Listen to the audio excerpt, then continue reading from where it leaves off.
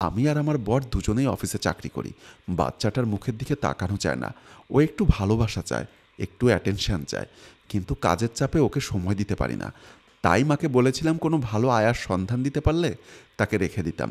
আমার বাচ্চাটা একা একা খুব কষ্ট পাচ্ছে। আমি মিতুলকে বললাম, তোমার যদি অসুবিধা না থাকে তাহলে তুমি তোমার রনিকে আমার কাছে রেখে দিতে পারো। আমার দাদার মেয়েটা আমার কাছেই থাকে। ওর মা মারা যাবার পর ও আমাকেই মা বলে চেনে। আমার কাছে থাকলে রনির কোনো অসুবিধা হবে না। মিতুল বলল, কিন্তু আজ বাদে কাল তোমার নিজের বাচ্চা হবে। তখন তো তুমি দুটো বাচ্চাকে অবহেলা করবে। সেদিন কি হবে? তাই ভুলভাল সিদ্ধান্ত নেওয়ার আগেই সব কিছু ভাবা উচিত। আমি একটু চুপ করে থেকে বললাম, মিতুল, তুমি চিন্তা করো না। আমি কোনোদিন নিজে মা হওয়ার আশা করি না। আর মা হওয়ার জন্য গর্ভে ধরতে হবে এমন কোনো কথা নেই। আমি মিনা আর রনিকে গর্ভে না ধরেও ওদের মা হয়ে উঠব। শাশুড়িমা তেলে বেগুনে জ্বলে উঠলেন। তারপর বললেন, এ কি অলক্ষণে কথা? নিজে মা হবা না মানে?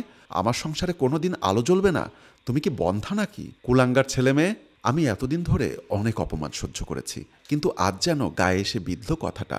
শাশুড়িমাকে উত্তর দিলাম, আচ্ছা মা, বন্ধা কি শুধু মেয়েরাই হয়? সন্তান না হওয়াটা কি শুধু মেয়েদের অপরাধ? মা অবাক হয়ে আমার দিকে তাকালেন। তারপর বললেন, কি বলতে চাও তুমি? বেডরুম থেকে কয়েকটা পেপারস এনে ননদের বরকে দিলাম, কারণ তিনি একজন ডাক্তার। আশা করি সবটাই বুঝবেন। উনি বললেন, তুমি এত কিছুর পরেও কোনোদিন মুখ ফুটে এ কথাটা কাউকে বলনি কেন? আমি বললাম, কারণ আমি চাইনি আমার স্বামীর অপারগতাকে কেউ জানুক বা সেটা নিয়ে কথা বলুক। আমি আমার স্বামীকে ভালোবাসি, আর তাই তার সম্মানের কথা ভেবে এই বিষয়টা চেপে যেতে চেয়েছিলাম।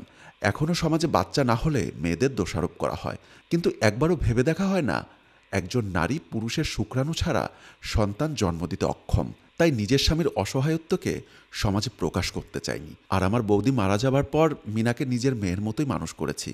আজ থেকে রনিও আমার আর একটা ছেলে।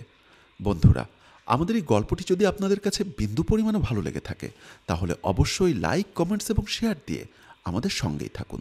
খুব শীঘ্রই আবারও কোনো নতুন গল্প